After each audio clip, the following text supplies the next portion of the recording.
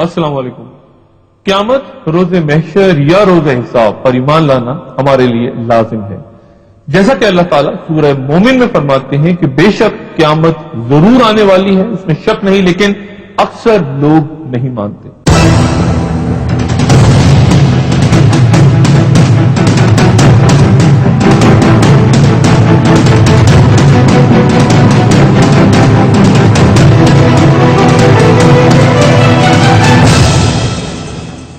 قیامت عربی زبان کا لفظ ہے۔ لغت میں اس کے معنی کھڑا کرنا، یعنی مردوں کو قبر سے کھڑا کرنا اور دوبارہ زندگی لوٹانا ہے۔ تاہم قیامت کی اصطلاح اس کائنات کی مکمل تباہی کی طرف اشارہ کرتی ہے، اور خود مغربی ماہرین فلکیات آج اس نتیجے پر پہنچ رہے ہیں کہ یہ کائنات بالآخر فنا ہو جائے گی۔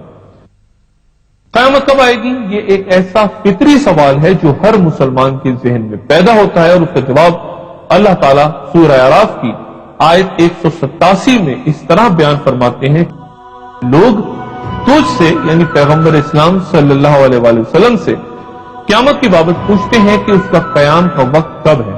کہہ دے کہ اس کا علم تو میرے رب ہی کے پاس ہے، وہی اس کو اس کے وقت پر ظاہر کرے گا۔ وہ آسمانوں اور زمین میں بھاری چیز ہے، تم پر اچانک ہی آ جائے گی۔ تو اس سے پوچھتے ہیں کہ گویا تو اس کے سراغ میں لگا ہوا ہے۔ کہہ دے کہ اس کا علم تو اللہ ہی کو ہے، لیکن اکثر لوگ اس بات کو نہیں جانتے۔ پھر اللہ تعالیٰ سورہ بنی اسرائیل کی آیت 51 میں فرماتے ہیں، اور وہ کہتے ہیں قیامت کب ہوگی؟ تو کہہ دے کہ عجب نہیں، قریب ہی آ لگی ہے۔ قیامت کی علامات انبیاء سابقین علیہ السلام نے بھی اپنی امتوں کو بتائی تھی، اور چونکہ رسول اکرم صلی اللہ علیہ وآلہ وسلم کے بعد کوئی نیا نبی آنے والا نہیں، اس لیے آپ نے ان علامات کو تفصیلاً بیان فرمایا۔ صحیح مسلم میں حضرت حذیفہ رضی اللہ تعالیٰ عنہ سے روایت ہے کہ رسول اللہ صلی اللہ علیہ وآلہ وسلم ہمارے درمیان کھڑے ہوئے، اور اس قیام میں آپ نے قیامت تک ہونے والا کوئی ایسا واقعہ نہیں چھوڑا جو ہمیں نہ بتایا۔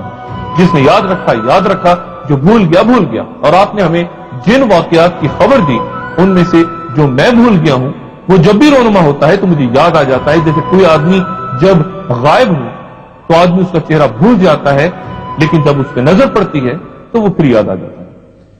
قرآن حکیم میں جو علامات قیامت ارشاد فرمائی گئی ہیں وہ زیادہ تر ایسی علامات ہیں جو بالکل قرب قیامت میں ظاہر ہوں گی، جبکہ احادیث میں قریب اور دور کی ہر دور کی مختلف علامات بیان ہوئی ہیں۔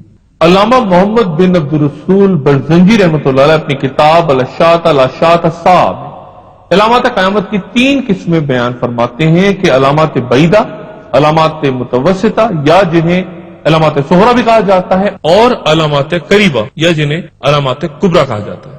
علامات بعیدہ وہ ہیں جن کا ظہور کافی پہلے ہو چکا ہے۔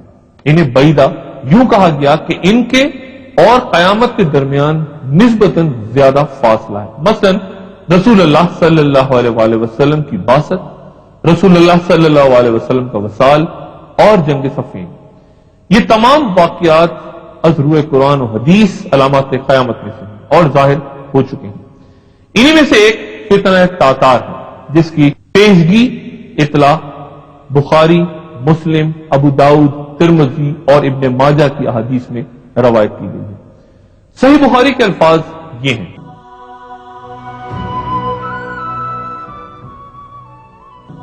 حضرت ابو ہریرہ رضی اللہ تعالیٰ عنہ کا بیان ہے کہ رسول اللہ صلی اللہ علیہ وآلہ وسلم نے فرمایا کہ تم پر قیامت نہیں آئے گی یہاں تک کہ تم ترکوں سے جنگ نہ کر لو، جن کی آنکھیں چھوٹی، چہرے سرخ اور ناکیں چپٹی ہوں گی۔ ان کے چہرے ایسی ڈھال کی مانند ہوں گے جس پر تہ بتہ چمڑا چڑھا دیا گیا، اور قیامت نہیں آئے گی یہاں تک کہ تم ایک ایسی قوم سے جنگ نہ کر لو جس کے جوتے بالوں کے بنے ہوں۔ ان حدیث میں جس قوم سے مسلمانوں کی جنگ کی خبر دی گئی ہے، چند علماء کے نزدیک یہ وہ تاتاری تھے جو ترکستان سے قہر الہی بن کے عالم اسلام پہ ٹوٹ پڑے تھے۔ اس قوم کی جو تفصیلات رسول اللہ صلی اللہ علیہ وآلہ وسلم نے بیان فرمائی تھی وہ سب کی سب فتنہ تاتار میں رونما ہو کے رہی۔ یہ فتنہ 654 ہجری میں تب اپنے عروج پر پہنچا جب تاتاریوں کے ہاتھوں سقوط بغداد کا عبرت ناک سانحہ پیش آیا۔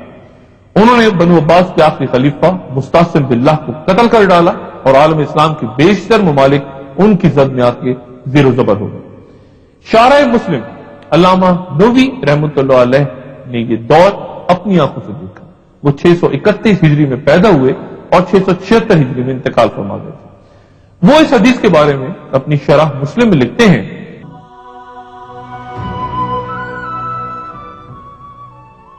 کہ یہ سب پیش گوئیاں رسول اللہ صلی اللہ علیہ وآلہ وسلم کا معجزہ ہیں، کیونکہ جن ترکوں سے جنگ ہوئی ان میں وہ سب صفات موجود تھیں جو رسول اللہ نے بیان کر دی۔ لیکن جامعہ ازہر کے پروفیسر امین محمد جمال کا کہنا ہے کہ یہ واقعہ یعنی ترکوں سے جنگ ابھی رونما نہیں ہوا اور یہ قیامت کی علامات کبریٰ کے دوران رونما ہوگا، جن کا ذکر میں آگے چل کے کروں گا۔ ان سمیت دیگر علماء کا اندازہ ہے کہ اس قوم یعنی غالباً ترکمنستان اور اسی نواح کے لوگوں سے آئندہ ایک جنگ ہوگی۔ یہ ثابت نہیں کہ یہ جنگ خروج دجال سے پہلے ہوگی یا اس کے بعد۔ یاد رہے کہ اس قوم سے بہرحال ایک جہاد حضرت قتیبہ بن مسلم باہلی رضی اللہ تعالیٰ عنہ کی سرکردگی میں اس وقت ہوا تھا جب بخارا، سمرقند اور آذربائیجان وغیرہ فتح ہوئے تھے اور وہ سب اب پھر آزاد ہو چکے۔ لیکن ان علامات بعیدہ میں سے ایک نار حجاز یا حجاز کی وہ عظیم آگ جس کی خبر بخاری اور مسلم میں دی گئی، اس